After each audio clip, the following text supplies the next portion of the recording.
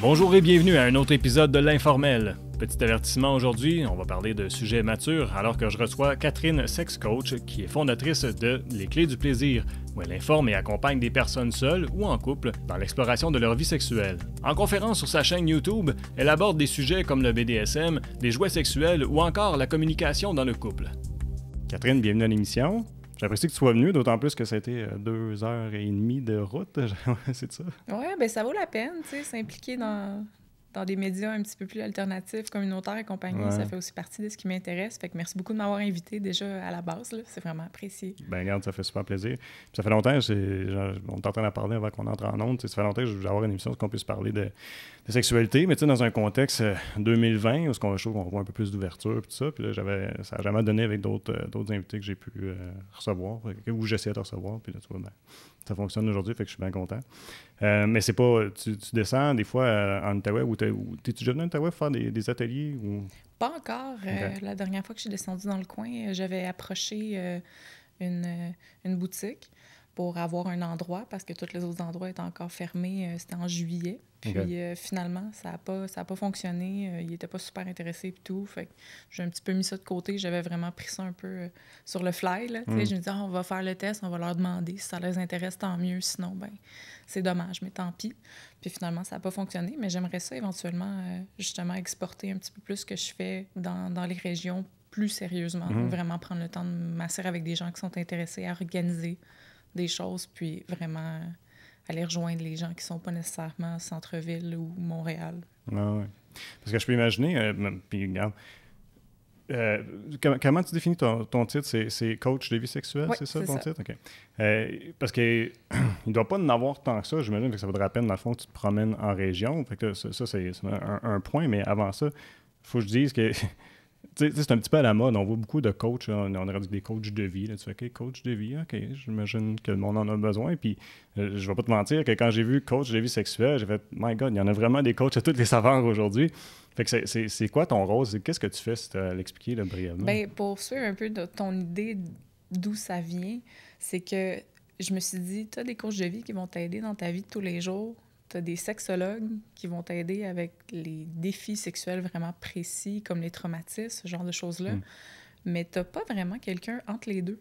Quelqu'un qui va te dire, une fois que tu es sorti de chez le professionnel, une fois que tu es sorti de chez le sexologue, par exemple, rendu chez nous, je fais quoi? Rendu chez nous, comment j'applique des changements, des vrais changements dans mon quotidien?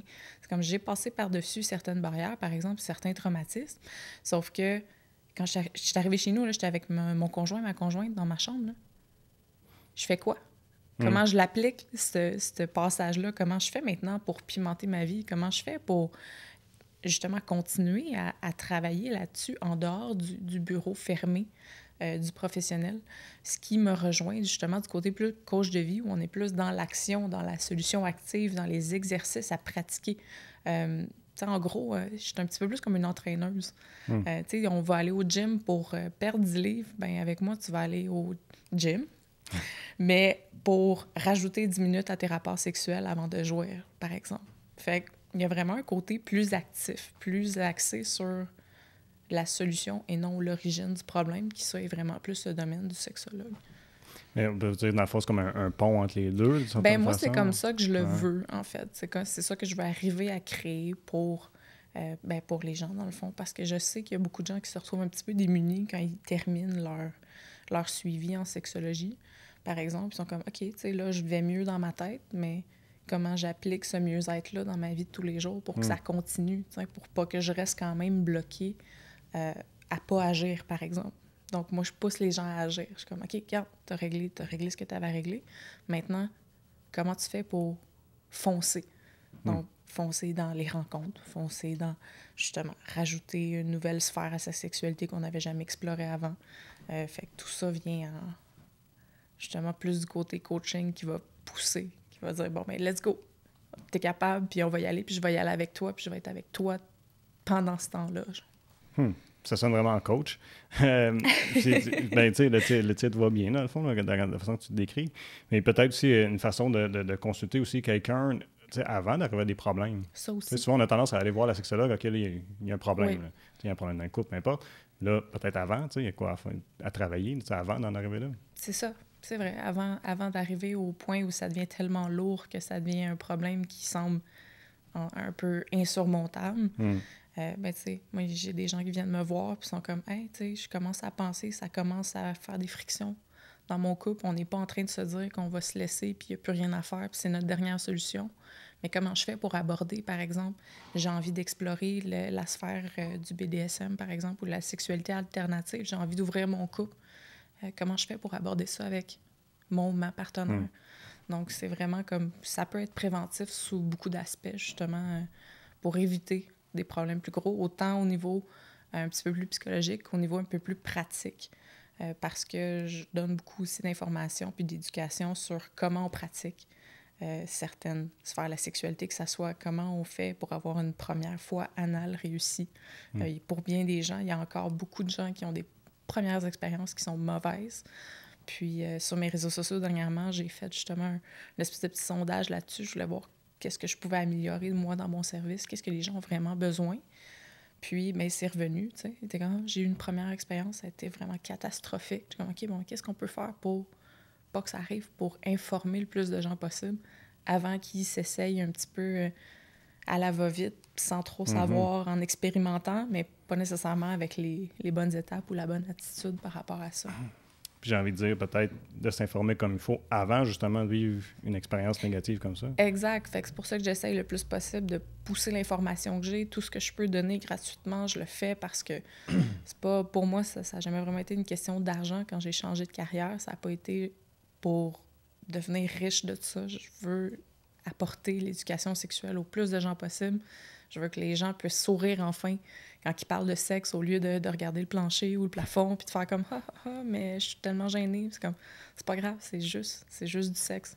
C'est important, mais c'est pas grave. T'sais. C'est ça mon idée par rapport au sexe. Comme pour moi, le sexe, c'est important, mais c'est jamais grave. Il y a toujours comme un fun qui doit être partenaire avec tout ça, dans le fond. Et tu parles de ça, puis ça me fait penser, on dirait qu'il y a un gros... Même en 2020, on dirait que c'est encore tabou d'en parler de sexualité, trouves-tu? Oui, puis je te dirais, c'est dur d'aller rejoindre les gens pour qui c'est tabou, en fait. Tu sais, les gens qui vont rejoindre, par exemple, que ce soit des groupes Facebook ou qui vont suivre des pages de boutiques érotiques, par exemple, ils ont déjà une ouverture. Si tu viens déjà à la boutique érotique, tu as déjà une ouverture, tu as déjà fait un certain pas. Mais dernièrement, il y a une page que je suivais, faisait un concours, puis il y a beaucoup de gens qui disaient « Ouais, mais tu sais, c'est gênant de partager ce concours-là sur ma page. » Parce que, ben j'ai mon boss, j'ai ma famille, j'ai ma mère. Je suis comme, ça m'intéresse pas de savoir que ça me tente de gagner le dernier vibrateur 40 fonctions super cool. Fait que je suis comme, ouais, mais ça devrait pas...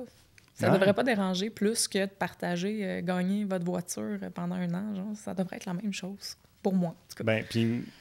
Honnêtement, je te rejoins là-dessus, puis j'ai comme l'impression que, en quelque part, c'est comme on essaie de se cacher un peu comme ça dans notre sexualité, alors que, tu sais, ton patron, ben, il y a une vie sexuelle aussi, peu importe, peut-être pas comme la tienne, c'est sûr, c'est chacun la vie différemment, mais il y en a une aussi, là, que ce soit ton patron, ton client, peu importe, tu sais, pourquoi en être là, tu sais. Exactement, tu sais, de faire une espèce de double vie. Quand dans le fond, ça fait partie intégrante de ta vie. Là, je veux dire, tu vas le faire 2-3 fois par semaine. Tu vas te masturber 3-4 fois par semaine, peut-être. Il n'y a pas de... Tout le monde le fait. Puis si tu le fais pas, puis que tu es OK avec ça, encore là, c'est parfait. Mais si tu le fais pas, puis tu ressens que c'est un manque, c'est là que vient le problème. C'est là qu'il faut trouver comment ça se fait, puis qu'est-ce qu'on fait pour changer ça. Mais ça vient de où, tu penses? Notre éducation, I guess? Il y a encore beaucoup, malgré, dans le fond, on s'est beaucoup détaché de tout ce qui est Église, je parle surtout au Québec pour le moment. On s'est beaucoup détaché de tout ce qui est religion, de tout ce qui est Église. On essaie d'en rester le plus loin possible, de rester le plus libéral possible dans nos pratiques. Sauf qu'on ne peut pas nier que ça laisse encore une trace. Puis que cette trace-là, même si elle est plus dictée, mettons, par la religion ou par l'Église à proprement parler, c'est pas ton prêtre qui va te dire « fais pas ça », tu y as probablement jamais parlé, celui de ta paroisse, Mais le sentiment est encore là, l'attitude est encore là sur bien des points. Ça change, mais il y a encore des gens qui ont la vingtaine qui sont encore pas à l'aise, qui savent pas encore comment en parler parce que leurs parents leur en ont pas parlé tant que ça, parce que ce qui se donne à l'école est très factuel et très scientifique. Ça, c'est s'il y en a, parce qu'il y a un temps qu'il n'y en avait pas. C'est ça, en plus, tu sais. Fait que c'est là où tu dis, oui, il y a le côté scientifique qui est très important, tout ce qui a rapport aux grossesses, au MTS, etc., mais là-dedans, il faut rentrer comment qu'on communique. Là, avec la vague de consentement, on avance beaucoup, je trouve. Il y a beaucoup plus d'informations qui se donnent à ce sujet-là, comment qu'on demande le consentement, ça a l'air de quoi le consentement. Pour moi, le consentement, c'est sexy. Tu sais, il y a bien des façons de le demander qui sont super sexy, qui peuvent très bien s'intégrer dans une conversation flirt ou, tu sais. Okay. C'est pas un arrêt à dire, OK, bon, on arrête. OK, là, t'es sûr que t'es intéressé. C'est comme, non, tu sais, il y a des façons de dire ça, tu sais. Ça peut être comme, j'ai tellement envie de toi. C'est une forme de consentement. C'est une forme de OK. Puis c'est là-dessus, je trouve que ça a avancé énormément. Fait que j'espère, tu sais, que les plus jeunes, tu sais, la vingtaine, les adolescents vont trouver là-dedans une manière de communiquer plus. Parce que, au moins, la société commence à leur donner un cadre pour les aider à se développer là-dedans si leurs parents ne sont pas capables de les aider au jour le jour ou à travers cette période-là de leur vie. Parce qu'après ça, ça te suit toute ta vie. C'est ça, des fois, qu'on oublie. Ouais. Tu parles de consentement, puis ça me fait penser, je sais pas si tu l'avais vu, il y avait une annonce à un moment donné qui passait, je sais pas, ça a dû du gouvernement, là, je me souviens, ça ressemblait aux annonces du gouvernement, là, mais tu sais, c'était, à moi, c'était, ouais, c'est ça, je pense. Puis là, tu voyais, tu sais, genre, bon, ils se flirtaient au début, puis là, il disait quelque chose qui était comme un oui, tu sais. Puis après ça, mais là, c'était comme à chaque étape, tu sais, genre, commençait à se déshabiller, puis là, il y avait encore une période de, tu sais, OK, vérifier le consentement, puis il y avait une autre période. Je trouvais ça un petit peu particulier parce que moi, personnellement, je trouvais que ça enlevait justement le côté sexy de la chose. Puis à l'inverse, j'ai déjà entendu quelqu'un dire, regarde, moi, dans la minute que tu es rendu dans ma chambre à coucher, c'est tout oui. C'est ça. C'est un peu, c'est comme un concept large un peu, puis en même temps, comment l'intégrer pour quelqu'un qui est célibataire, puis il va sortir, puis bon, il n'y a pas une partenaire régulière, exemple, ou un partenaire, un win. Comment l'intégrer de façon à ce que ce soit, que ça casse pas le mood. Là. Bien, je trouve qu'il y a quand même une certaine balance à faire dans tout ça. C'est sûr que pour moi, rencontrer quelqu'un qui me dirait « Ah, moi, aussitôt que tu as dit oui au début, c'est oui pour tout le long », c'est sûr que ça fonctionne pas. C'est sûr que c'est impensable pour moi. Je suis comme, non, il y a plein de moments où peut-être que tu vas avoir envie de quelque chose, peut-être que tu vas avoir envie d'essayer autre chose soudainement sur le moment, mais tu pourras pas le faire sans le demander ou au moins sans mentionner, tu sais. Dis, ah, j'aurais envie de faire ça. T'es pas nécessairement en train de dire, est-ce que je peux te taper une fesse, mettons. Mais tu peux dire, hey, il me semble que j'aurais envie de te taper une fesse à soir. Puis la réponse va venir, tu sais. Ça va être un oui ou un non, puis à partir de là, on verra. De là à dire, c'est aussi, je pense, une question d'attention. C'est de développer son attention envers l'autre. Parce que le consentement, même si la meilleure façon, la façon la plus claire, la plus sûre, c'est de demander, un peu comme tu as vu dans l'annonce, à chaque étape, est-ce que je peux continuer? Est-ce que, tu sais, ça reste qu'il y a un non-dit, il y a un non-verbal qui est là. Puis je pense que c'est un peu là, parfois, qu'on va perdre la touche, on va perdre le contact, on va se ramasser dans notre tête, on va se ramasser à dire, OK, bon, moi, j'ai envie de ça, moi. Puis là, on n'écoute plus vraiment la personne qui est en face de nous ou en dessous de nous ou par-dessus ou peu importe. Tu sais, mais cette personne-là va renvoyer des messages, tu sais. Tu vas voir à certains moments, genre, ah, ben peut-être elle n'a pas l'air si confortable que ça. C'est à seconde que tu remarques ça, que là, oui, là, tu peux redemander. Là, tu peux dire, hey, by the way, tu sais, ou hey, est-ce que ça te tente qu'on change de position? Mais le consentement, c'est pas juste non plus de la personne qui donne à la personne qui reçoit. La personne aussi qui reçoit doit exprimer son limite, consentement puis ses limites puis tout. Tu sais, je peux pas m'imaginer une relation où t'arriverais puis là, la personne qui reçoit, donc la personne qui est en dessous, entre guillemets, dit rien tout le long. C'est comme, oui, OK, mais si toi, t'as envie de position, changer, là, je veux que tu me le dises.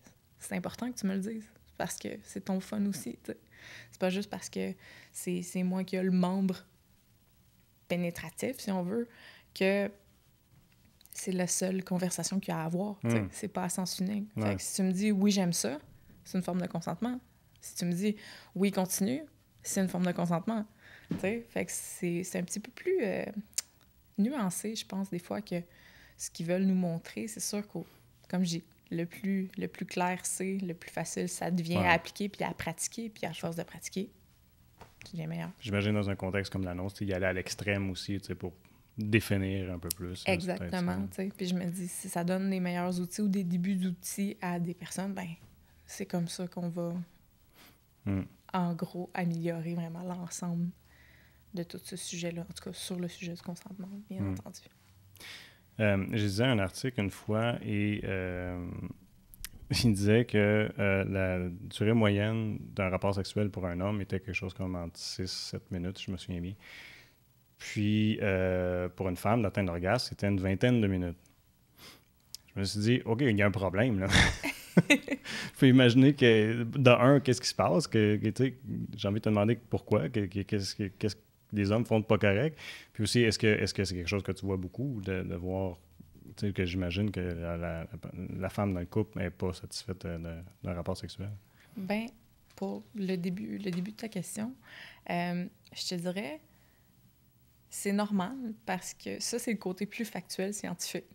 C'est la réponse à l'excitation est différente biologiquement pour un homme, pour une femme. Puis encore, dans tout ça, il y a des exceptions des deux côtés. Mais oui, en règle générale, l'homme va pouvoir avoir une courbe d'excitation beaucoup plus prononcée, beaucoup plus rapidement. Donc, il y a pas... C'est plus rare où on peut vraiment atteindre une balance entre les deux partenaires. Sauf que ça n'empêche pas que, comme j'ai déjà dit à un de mes clients, j'ai dit, nomme-moi 3 autres choses que tu peux faire pendant un rapport sexuel, à part de la pénétration. Qu'est-ce que tu as d'autre comme outil? Qu'est-ce que tu as d'autre comme façon de faire plaisir? Puis finalement, ben, on est arrivé, mais il dit, ben, j'ai ma bouche. Oui, t'as ta bouche. J'ai ma main. Oui, t'as tes mains, t'as tes doigts. Puis là, j'ai dit, la troisième affaire, ça pourrait être quoi? Parce que le but aussi, c'est toujours un peu de challenger, puis de trouver des nouveaux aspects. Puis là, il dit, mais tu sais, ma copine, elle a des jouets, elle a des accessoires, puis tout. Fait que j'ai dit, bon, fait qu'il est où le problème? Tu sais, dans le fond, là, il est où le problème? C'est vraiment parce qu'il faut absolument que vous jouissiez en même temps, ou tu as d'autres façons, soit au début, ça peut être au début, ou à la fin, si cette fois-là, finalement, ben ça a donné que tu es venu plus tôt, ça n'empêche pas que tu es obligé de tout arrêter, puis c'est fini, puis ça va aller à demain. T'sais. Non, il y a d'autres choses que tu peux faire. Puis une fois que les gens comprennent ça, ils comprennent dans le fond que les rapports sexuels, c'est vraiment un rapport.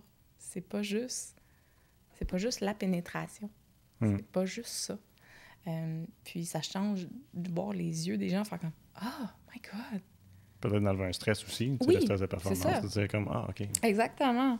Fait que là, tu te retrouves dans le fond à avoir une personne qui est plus ouverte, qui va être plus à l'écoute, puis qu'il n'y aura pas le stress non plus de dire « Bon, mais si je finis tôt, il y a des gens, ils vont se retenir, puis finalement, ils ne seront jamais capables de jouer à cause de ça. » Fait là, tu dis, bon, comment on fait? Non, c'est ça, c'est pas mieux. T'sais? Puis là, souvent, ben, ça va amener de l'anxiété de performance. Mais là, si je suis pas capable de jouer, je suis pas capable de performer. Puis là, ça devient un stress mental. Puis là, on part d'un pas de reculons pour la prochaine fois, pour la prochaine relation.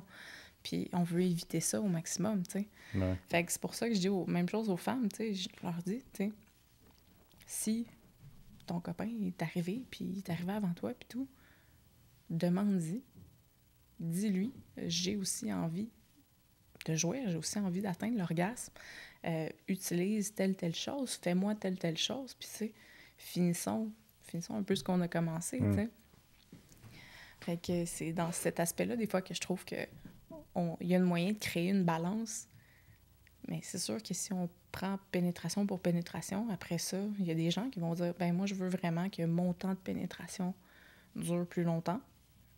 Il y a plein d'exercices à faire pour ça, des exercices mentaux pour commencer. Ensuite, d'apprendre à reconnaître sa courbe d'excitation. Donc, c'est quoi pour toi être à 6 sur 10, être à 7 sur 10, 8 sur 10, 10 sur 10, c'est l'orgasme. Fait que comment je fais pour me rendre là? Par où je passe? Puis plus tu en es conscient, plus tu es capable de dire, bon, mais si je suis rendue à 8, je peux me retirer 2-3 minutes, faire autre chose, faire des caresses, faire une manuelle ou peu importe. Fait que c'est de penser qu'une fois que il y a eu une pénétration une fois, c'est pas obligé de rester juste ça jusqu'à la fin, jusqu'à ce que un ou l'autre atteigne l'orgasme. Ça, c'est juste un tout petit exercice que je fais faire aux gens, puis ça se pratique. C'est pas non plus sur une journée. C'est pas tu vas le faire une fois, puis après ça, t'as compris, le lendemain matin, c'est c'est réglé. C'est ça. Ouais. C'est pas des mathématiques, tu sais. C'est vraiment quelque chose qu'on pratique sur le long terme, dans le fond. C'est drôle parce que tu as abordé les jouets, puis j'ai déjà entendu une amie dire que la personne avec qui elle était, il a carrément dit « Enlève-moi ça d'en face, c'est comme, je veux rien savoir de voir ça. » Comme les hommes, il y avait des hommes qui sont intimidés par les jouets d'une femme. Bien, c'est une question de perception. C'est qu'ils comprennent pas comment ça peut être une aide et non une menace, en fait. Ouais, comme c'était une menace, c'est bizarre. C'est ça, tu dis pourtant non, tu sais, puis au pire, tu sais, que ta main peut aussi être une menace si on se rend jusque-là, c'est ça, tu sais. Fait que je me dis tout le temps, prends ça comme des outils et non comme, justement, quelque chose à mettre de côté et dire, moi, je suis capable de tout fournir. C'est comme, si ta partenaire ou ton partenaire te fournit pas tout, parce que tu te masturbes quand même le soir puis que tu as quand même besoin de cette satisfaction-là, par exemple, l'inverse est aussi vrai. T'sais? Fait que profites-en donc pour, à la place, trouver des nouvelles façons de les utiliser, trouver des nouvelles idées pour explorer ensemble, puis faire découvrir « Hey, t'as-tu pensé à faire telle chose avec tel accessoire? » Ah, ben non. Puis là, finalement, mais ça devient un moment intime à deux, où on construit à deux, dans le fond, la sexualité, et non juste chacun de son côté, puis on essaie de la smouche ensemble quand on est ensemble, mais après ça, c'est deux sphères complètement séparées, puis on s'en parle pas. Oui, puis ça rajoute une variante aussi. Oui, là, exactement. Quelque chose de différent, nouveau.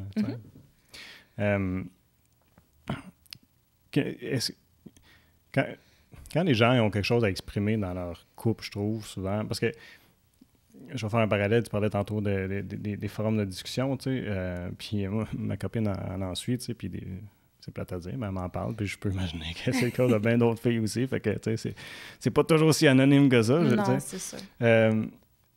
Souvent, on dirait qu'il y a tellement un manque de communication dans les couples, on a peur d'exprimer qu'est-ce qu'on ressent dans notre sexualité. Puis il y a même une place que tu devrais pas avoir de misère à le faire, c'est avec ton ou ta partenaire, je trouve.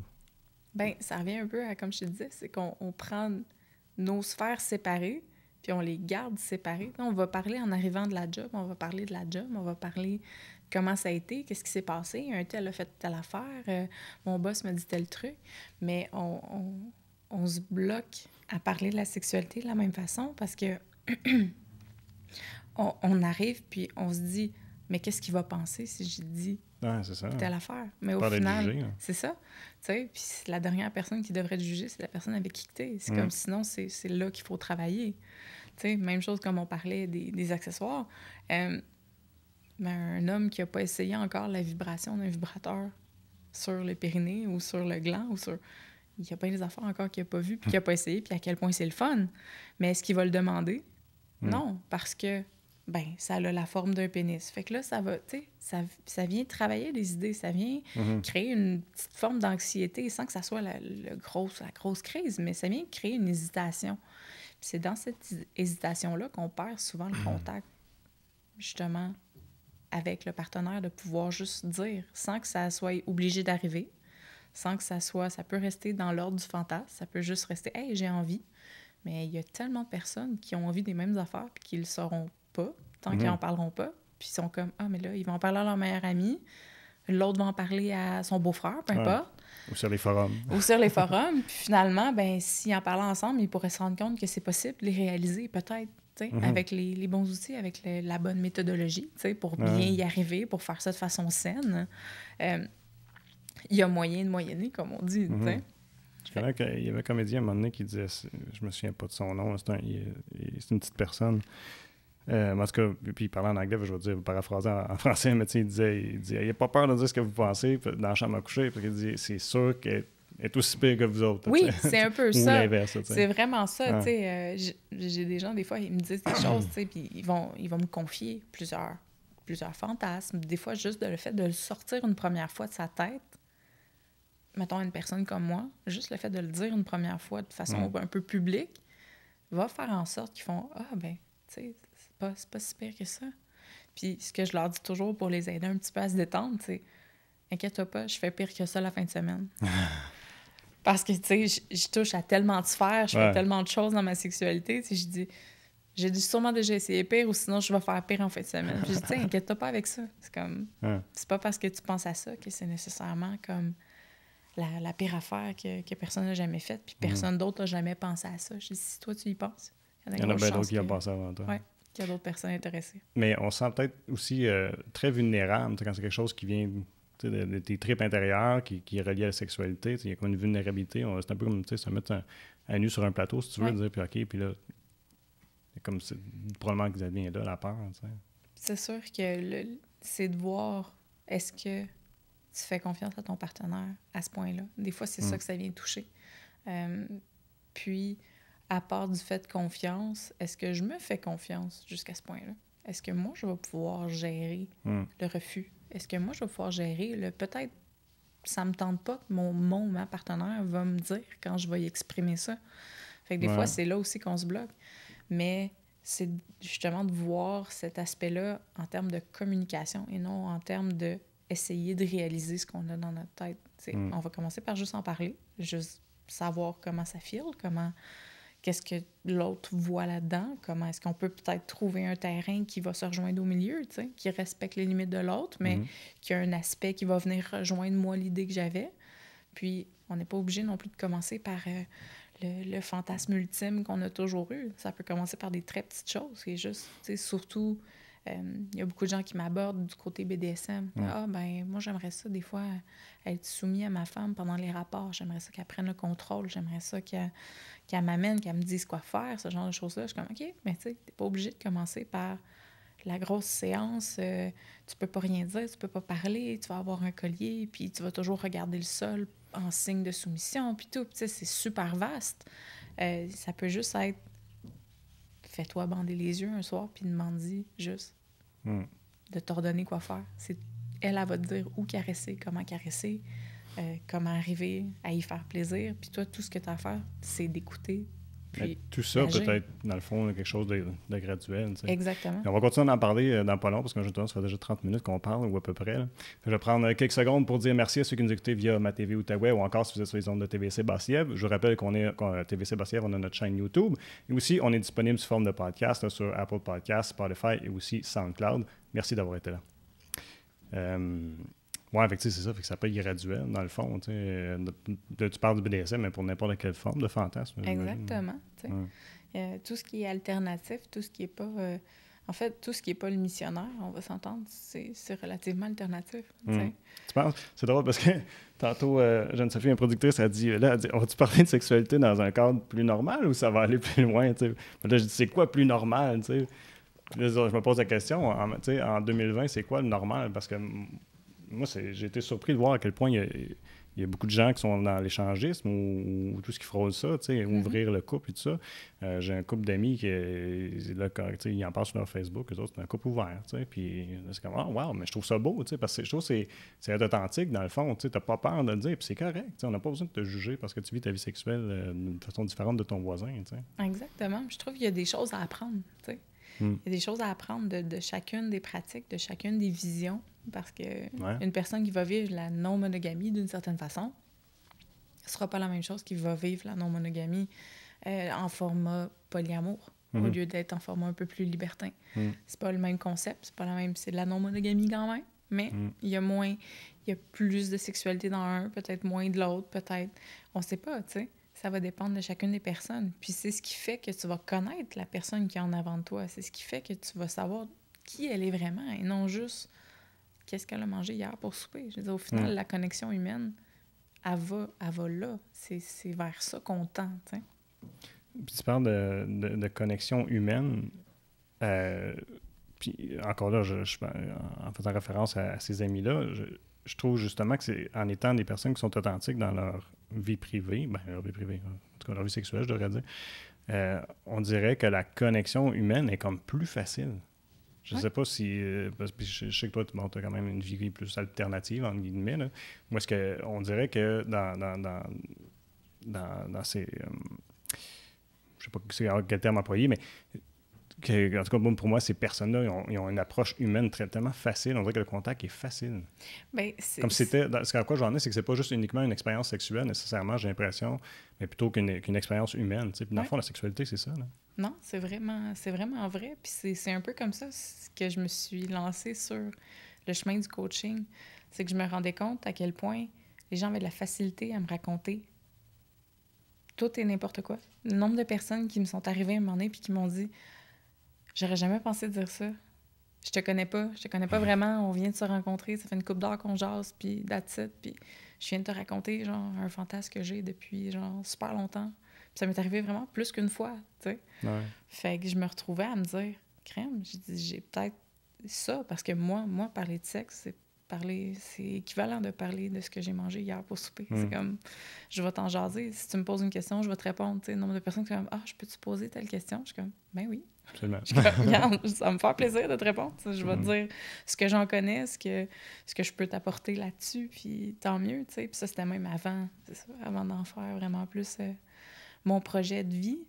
Fait que je trouve que ça se dégage. C'est quelque chose qui se dégage. Tu le sens tout de suite quand une personne va devenir à l'aise. Plus la personne devient à l'aise, plus ça transparaît à travers les autres sphères aussi de sa vie. Quelqu'un qui est capable de dire ses limites, par exemple, qui est capable de poser des limites claires dans sa sexualité, de dire, bon, ben moi, quand c'est non, ça, c'est non, puis that's it. Ça, je suis curieux, j'ai envie d'explorer. On vient toucher à, oui, l'authenticité érotique, mais aussi l'enthousiasme. C'est d'être enthousiaste pour qu'est-ce qu'on a envie.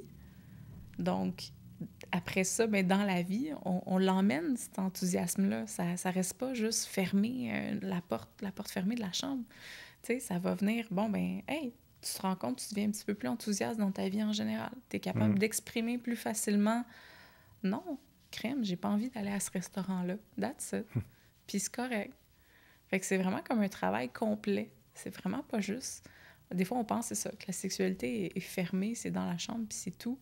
Mais on se rend pas compte à quel point il y a des chemins qui mènent vers les autres sphères, que ce soit le travail, d'être capable de dire non à un patron qui dit « Tu veux-tu travailler en fin de semaine? » tu sais. Bien, ça, puis parce que d'avoir une sexualité satisfaisante, ça amène aussi un bien-être personnel, là, tu sais, au niveau psychologique, là, tu te sens bien, puis tu te sens... Tu développes aussi beaucoup plus de confiance. En effet. Juste d'être capable de parler, de mentionner, de poser des limites, de poser des questions aussi. Des fois, c'est ça.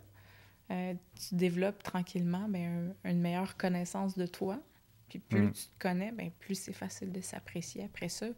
Et ou de venir travailler les points que toi, tu veux changer. Et non que le groupe Facebook t'a dit que fallait que tu changes ou que ton partenaire t'a dit que tu devrais changer. Non, c'est toi. T'sais? Qu'est-ce que toi, tu veux changer? Qu'est-ce que toi, tu as besoin qui change pour être satisfait de ta vie sexuelle et en général? Ben. Fait que c'est pour ça que le travail de coaching, je trouve ça vraiment comme enrichissant, autant pour les personnes qui se développent là-dedans que pour moi aussi, parce que j'en apprends sur eux, j'en apprends sur comment les aider, puis à travers ça, je veux pas... Des fois, je réutilise mes propres trucs. T'sais, au final, c'est pas parce que j'aide les gens avec leur sexualité que ma sexualité est parfaite. Puis c'est quelque chose que, justement, qui se travaille à tous les jours. Constant, ouais. On a une vie sexuelle d'au-dessus de 50, 60 ans aujourd'hui. Là. C'est vraiment long, là. C'est comme... C'est normal, là, à un moment donné, d'arriver et de dire, bon, ben, crème, en ce moment, j'ai besoin d'un coup de main là-dedans. J'ai besoin d'un coup de main pour avancer, pour changer de quoi qui fait pas mon affaire. Peut-être depuis longtemps, peut-être que c'est nouveau. Tu sais... Il faut pas s'arrêter juste à maintenant ou à ce que c'était dans le passé, mais plus focusser sur qu'est-ce que je veux que ça devienne. Puis quand on parlait aussi de communication tantôt, puis là tu me parles des couples avec qui tu travailles, je trouve que de recevoir, mettons, une suggestion de ton ou ta partenaire, puis de l'accepter sans jugement, c'est une belle preuve d'amour, dans le fond. Oui. Tu as 100% raison parce que tu dis dans le fond, mais je t'aime et je t'accepte comme tu es, avec ce que tu me proposes. Puis encore une fois, c'est pas obligé d'être à faire ou à mettre sur une bucket list.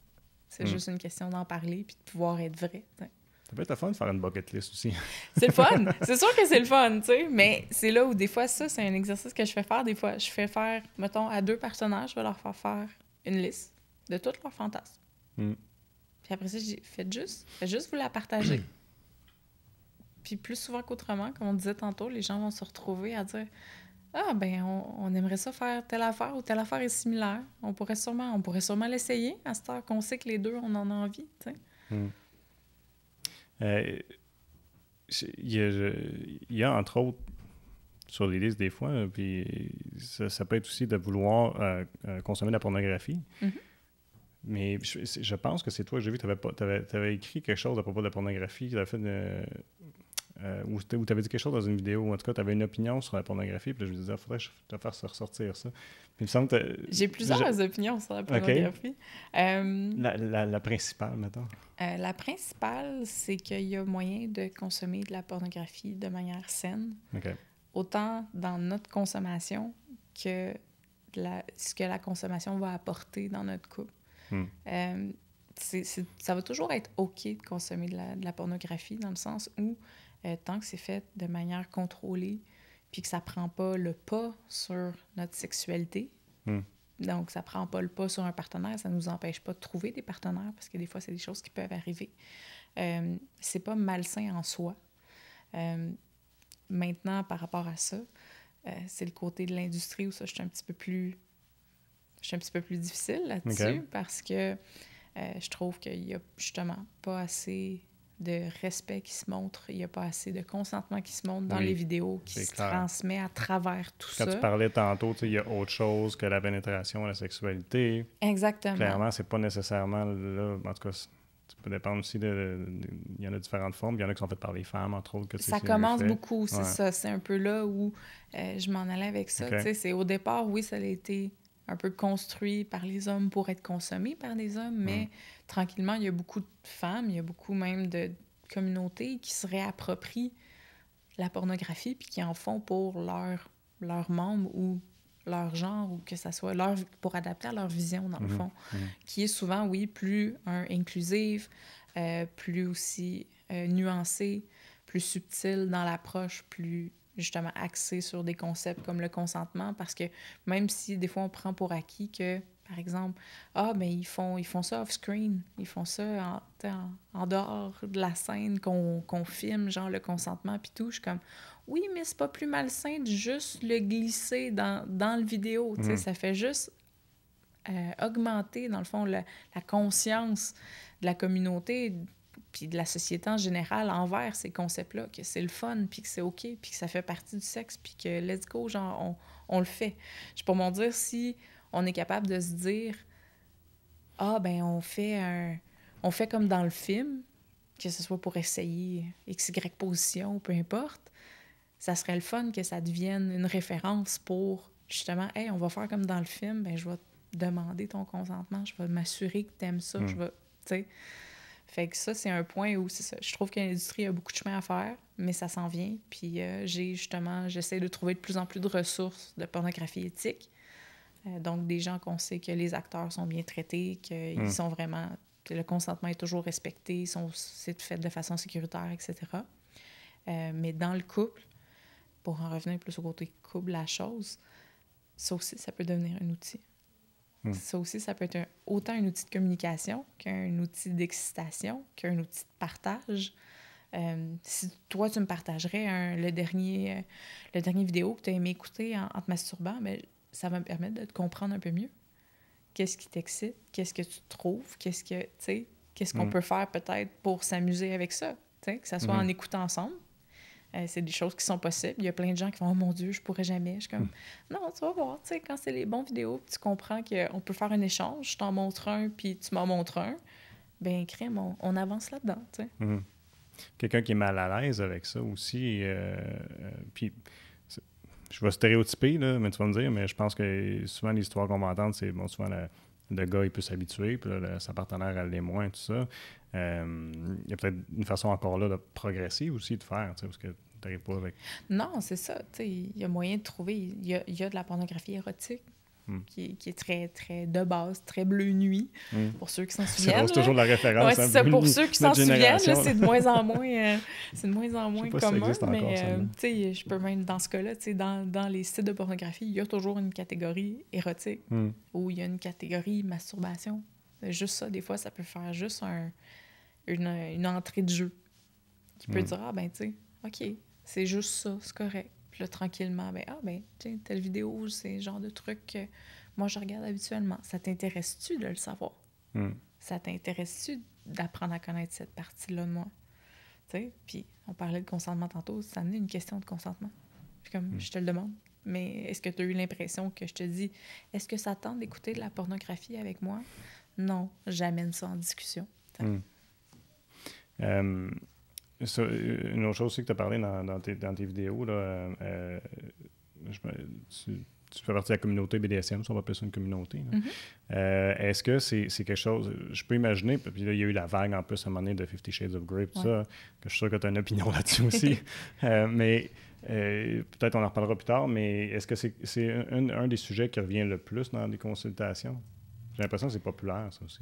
Je te dirais, en consultation, des couples qui veulent pas essayer. en particulier. En atelier, oui. J'ai toujours beaucoup de gens dans mes ateliers sur ces sujets-là. Donc, sur les sujets qui vont parler soit de certains aspects ou du BDSM. Parce que j'ai toujours un espèce de BDSM 101. C'est quoi, qu'est-ce que ça mange en hiver, puis qu'est-ce que ça comprend, puis est-ce que c'est juste une question de se faire mal ou sinon, ben pourquoi c'est le fun, tu sais? Mais en consultation plus privée, c'est plus rare. Souvent, ça va juste venir en termes de comment j'en parle à mon partenaire. Moi, j'ai déjà envie.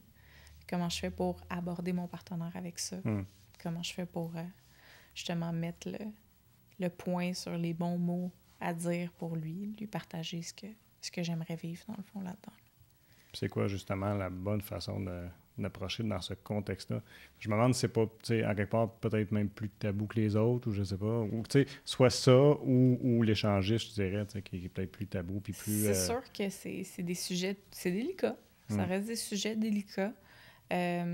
Si ça fait pas partie jamais, ou tu sais que ton partenaire en a jamais entendu parler, moi, ma meilleure méthodologie, c'est toujours de commencer par tâter le terrain, mais tâter le terrain en fonction de soi. Dans le sens où, pas tâter le terrain du genre « Hey, j'ai lu tel article, qu'est-ce que tu penses de ça? » C'est parce que là, tu peux mettre des propres mines dans ton terrain à avoir l'opinion de quelqu'un, soit qui va dire, il peut dire « Ben, je sais pas, ça m'intéresse pas. » Puis, mais c'est pas parce que l'idée ne l'intéresse pas pour lui-même qu'il serait pas intéressé à l'explorer avec toi. OK.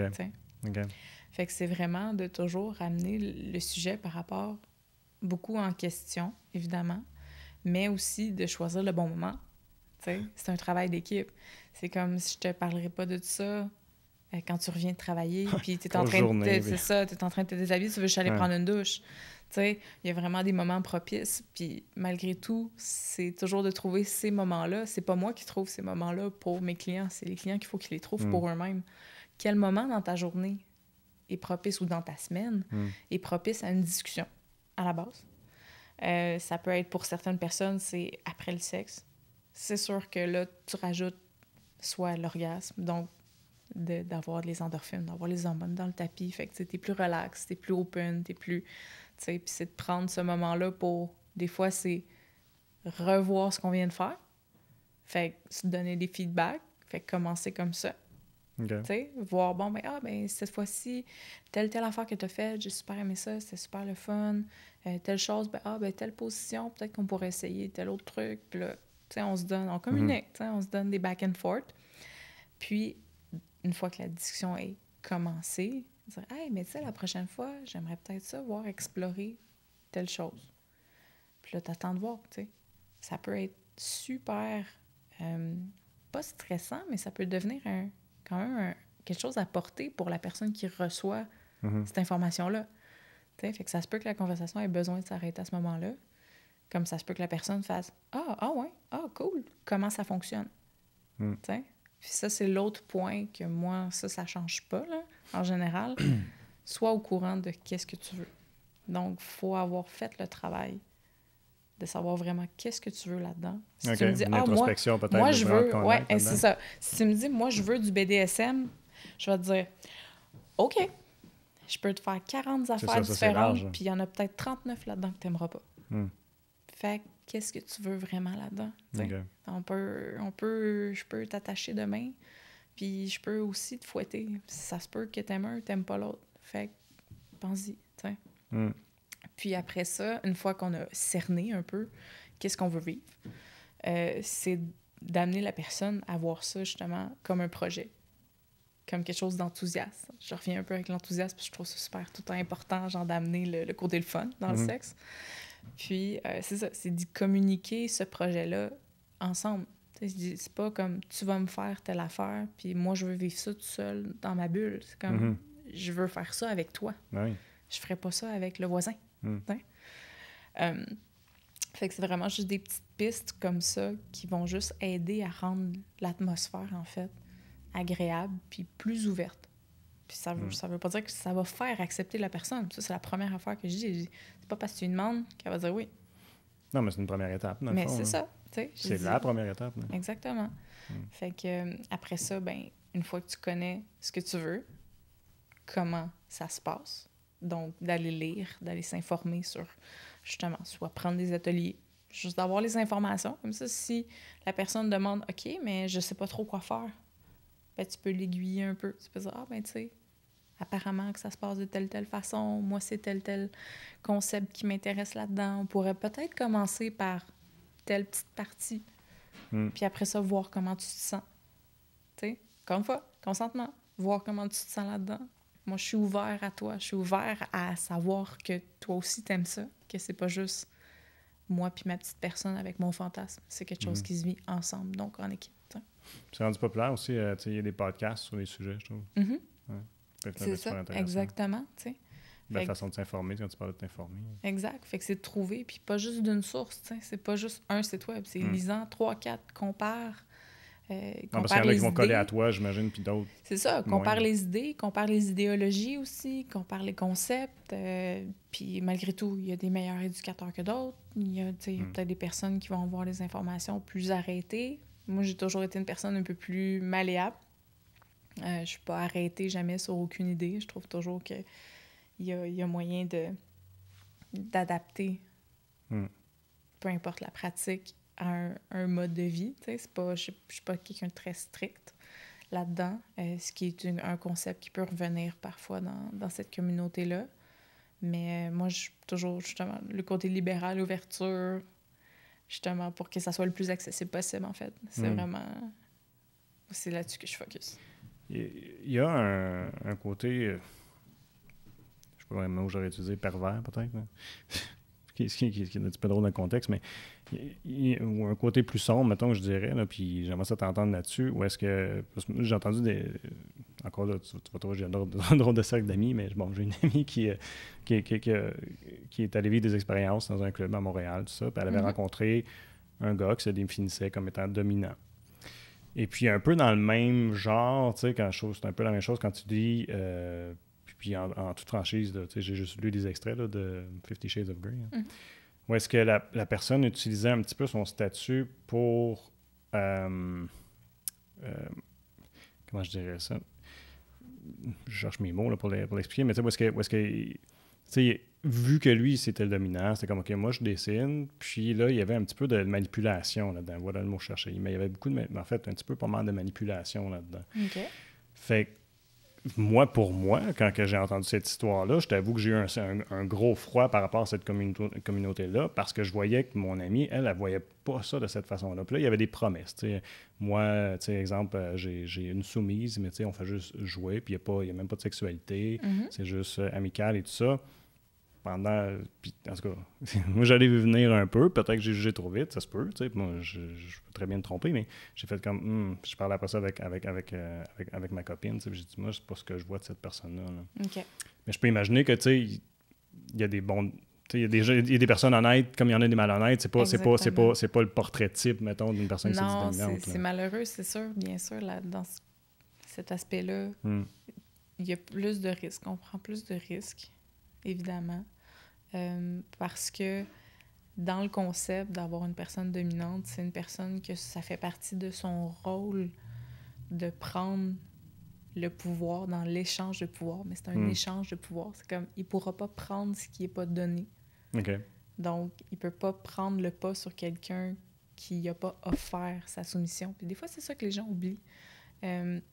Dans un échange de pouvoir, domination, soumission, la personne soumise accepte de donner le pouvoir le temps. Ça peut être le temps de la scène, ça peut être en tout temps, ça peut être dépendamment de la relation, ça peut vraiment venir dans tous les aspects de la vie, juste se concentrer sur les aspects sexuels, juste se concentrer sur les aspects BDSM.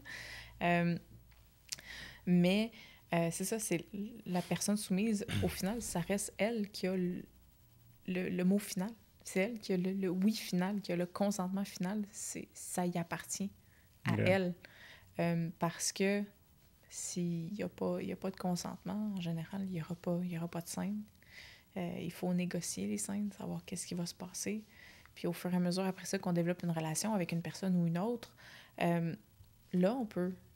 T'sais, il va y avoir un petit peu plus de non-dit, un petit peu plus d'habitude, un petit peu plus de... Bon, mais en général, tu n'as pas besoin de demander à chaque fois telle question parce que on commence à se connaître. Mais il va toujours avoir des bons dominants, des mauvais dominants, comme il va toujours avoir des bons soumis puis des mauvais soumis. Ou des bons partenaires, une moins bonne. En général, c'est un peu ça. Ça revient un peu à ça. Parce que le pouvoir, dans le fond, c'est une citation que j'avais trouvée un moment donné. Le pouvoir ne corrompt pas, il révèle. Fait qu'il faut être une bonne personne à la base pour devenir un bon dominant ou un bon soumis. Si on est une personne qui a des tendances manipulatrices, ça s'arrangera pas. Autant d'un côté que de l'autre. T'sais. Ce serait quoi les red flags à spotter? Qu'est-ce que tu veux avoir aussi d'une bonne personne qui te propose une séance ou qui te propose de vivre, supposons, un rapport ou une relation dans un contexte comme ça? Ce serait quoi les signes d'avant-coureur de dire, OK, non, je pense pas que il est honnête? Ou... Bien, premièrement, c'est de... J'ai toujours ma petite liste, là. Cette personne-là n'utilisera pas des phrases comme « c'est comme ça que ça se passe dans le BDSM ». Okay. Ou « ben c'est BDSM, fait que c'est correct ». C'est comme « non ». C'est clair que non, c'est pas...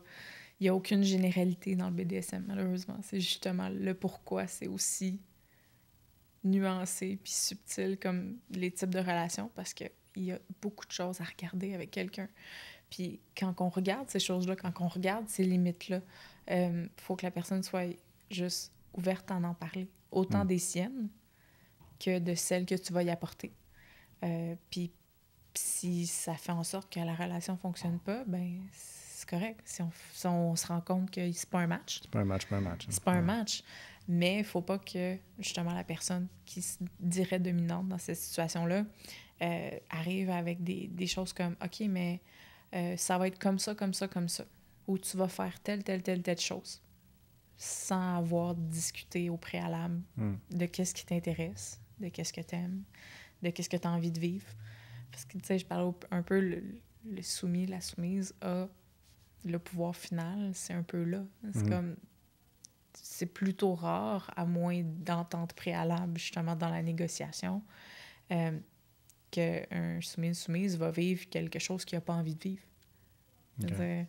Tu peux pas forcer une pratique sur quelqu'un, dans le fond. C'est pas un cas non plus, j'ose espérer, où est-ce que, tu sais, comme le dominant va dire, regarde, ça, c'était pas dans ses limites, mais si j'y monte, là, peut-être que, tu sais... Non, c'est ça. Tu sais, surtout pas en début de relation. Quand ça fait 25 fois, 30 fois qu'on se voit puis qu'on apprend à se connaître, ça, c'est un autre... Ça devient une relation, tu sais. Fait que oui, là, il y a un peu plus... Puis il y a quand même un consentement qui se vérifie tout au long de l'échange, tout au long de la scène, tu sais. Tu peux le demander, mais tu feras jamais rien sans avoir un OK explicite tant que... Tant qu'on est encore dans la phase un peu d'apprendre à se connaître puis de savoir qui on est là-dedans, puis surtout... dépendamment si c'est sa première fois, là, c'est encore plus... Fait que c'est vraiment juste de regarder un peu les comportements arrêtés.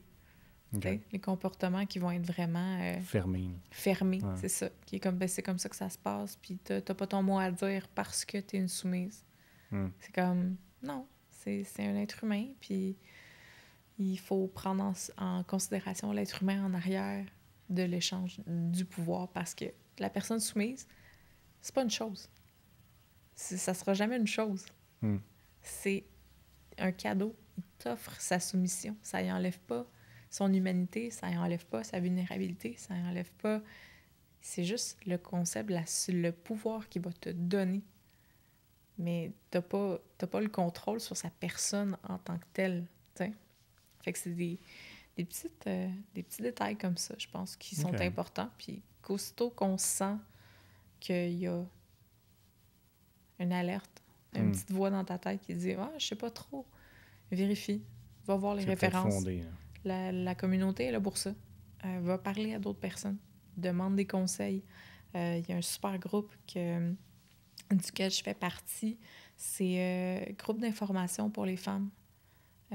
Dans le fond, c'est de pouvoir mettre par exemple, un surnom ou un nom d'une personne puis demander des références. Okay. Donc, ben j'ai rencontré telle personne m'a contacté. Est-ce que quelqu'un le connaît? Est-ce que c'est une bonne personne avec qui jouer? Fait qu'il y a beaucoup d'échanges d'informations qui se fait comme ça. Puis aussi, en même temps, ben, les informations importantes négatives vont aussi se transmettre. Fait qu'il faut pas se gêner pour aller demander à d'autres personnes. Faut pas se gêner pour poser des questions. Justement, encore une fois, s'informer.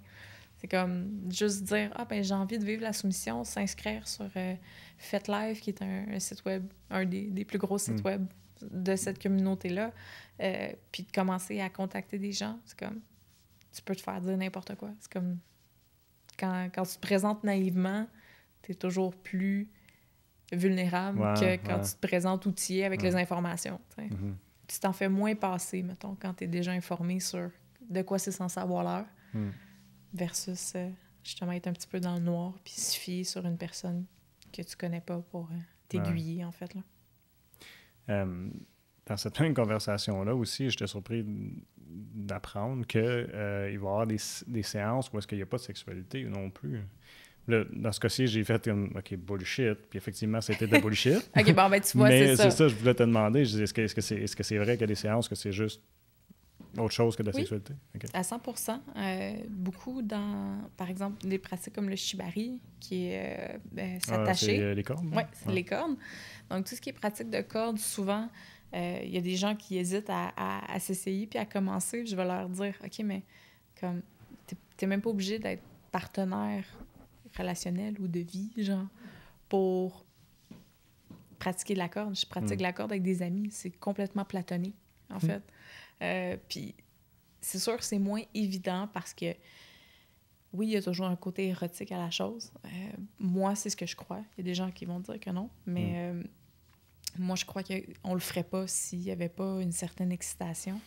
Ça, je me dis aussi. Ça me faisait penser un peu, tu sais, les gars qui disent « Ah, nous autres, on va au danseur, c'est juste prendre une bière. » Regarde. Oui, je comprends que tu vas prendre une bière, mais il y a autre chose aussi, là. Exactement. Mais est-ce qu'ils agissent sur ces impulsions-là ou est-ce qu'ils agissent sur... Non. Fait que c'est un peu pareil. C'est comme il y a des gens qui vont en retirer une excitation beaucoup plus mentale. Donc, tu sais, il y aura même pas vraiment d'érection, il y aura même pas vraiment de lubrification, mettons, selon le rôle. Ça va vraiment venir du côté mental de la chose. Fait que t'as vraiment... c'est ça, t'as vraiment pas l'obligation que ça soit lié à une sexualité pénétrative pour que ça soit du BDSM. Puis même pour plusieurs acteurs de la communauté, c'est ce qui fait que c'est du BDSM. Donc, il y a quand même une certaine sphère un peu plus puriste, si on veut, qui vont dire que le BDSM n'inclut pas la sexualité, jamais. Fait que quand tu vas dans certains donjons, dans certains clubs BDSM, la sexualité est carrément pas permise parce que ils ont pour leur valeur que le BDSM n'est pas de la sexualité à proprement parler. On va rester du côté sadomasochisme, par exemple, ou domination-soumission, mais, tu sais, mettons qu'en séance de domination, j'embrasse les pieds de quelqu'un, par exemple, est-ce que c'est à dire qu'il n'y aura pas une forme d'excitation?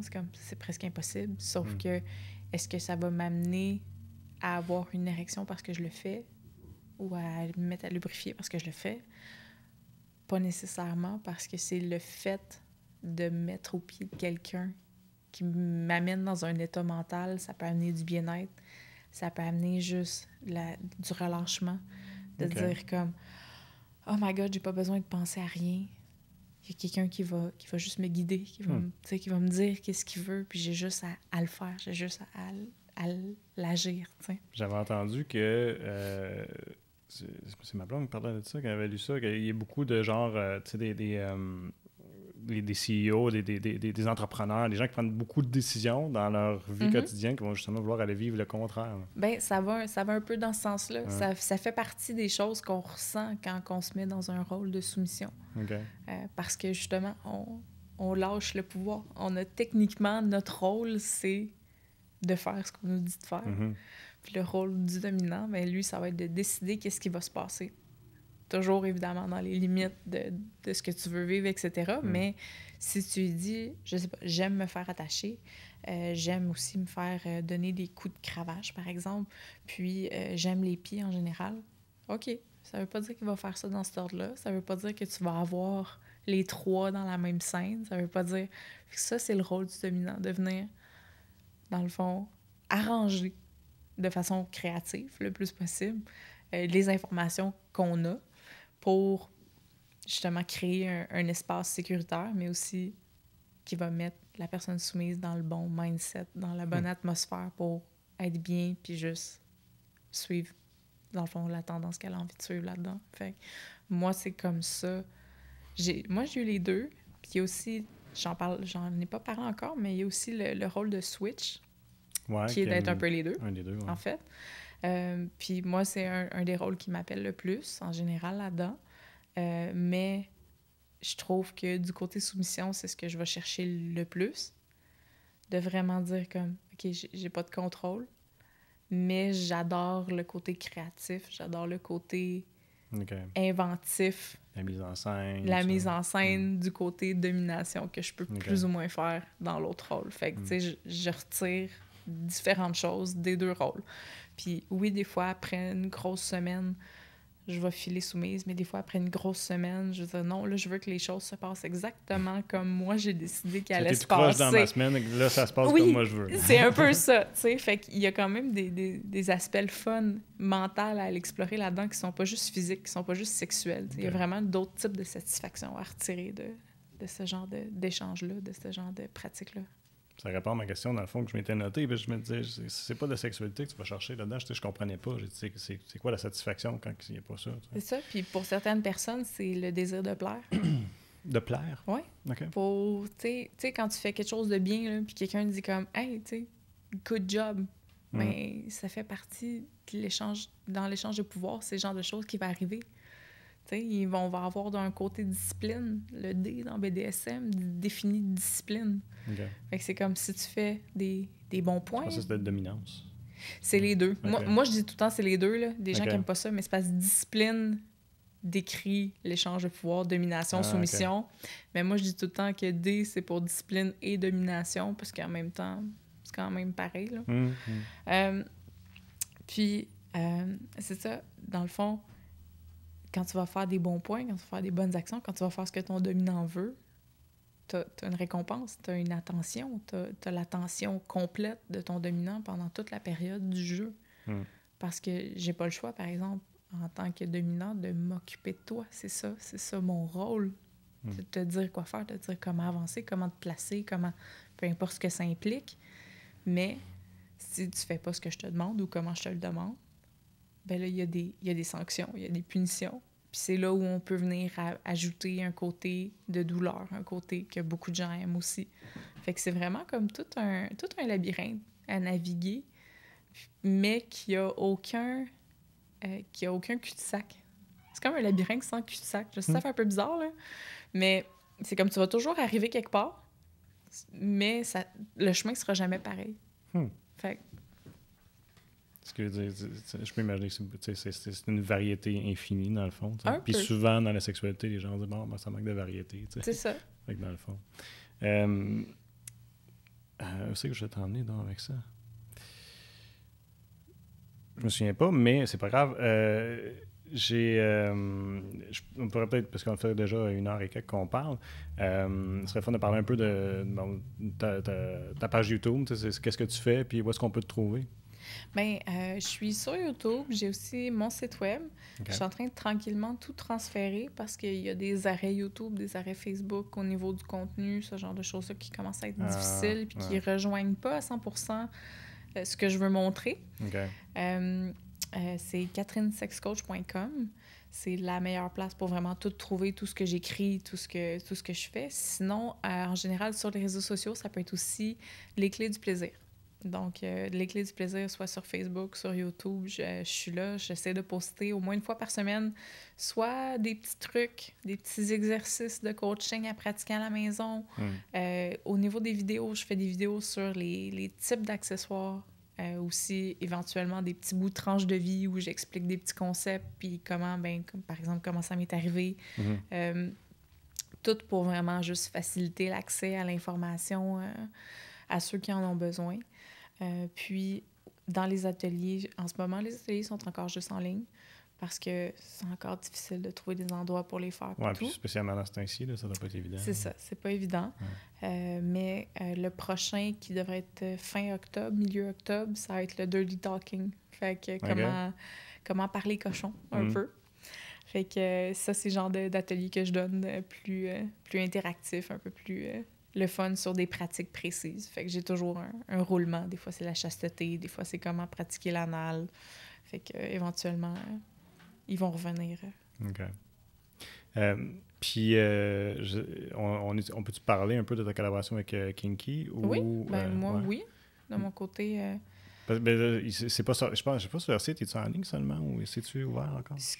La dernière affaire que j'ai su, non, pas encore.